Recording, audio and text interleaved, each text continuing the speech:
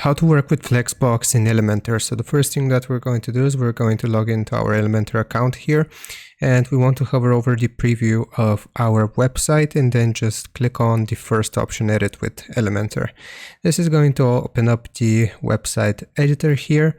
And if we were to add a container here, just as an example, I'll click on container and it's going to look like this. So from the layout, we will have the container layout.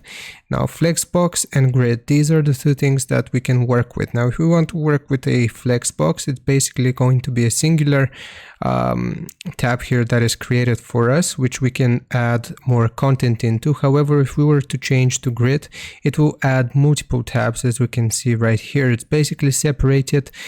Cells are separated by length and height if we use the grid option, and if we do a Flexbox, then this basically is like a singular box that content can be input into if we press on the plus sign here. So we can do whichever type of content we want to add right here.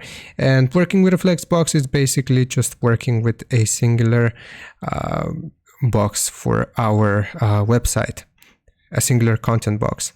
So I hope this helps you out. Leave a like and sub, and I'll see you next time.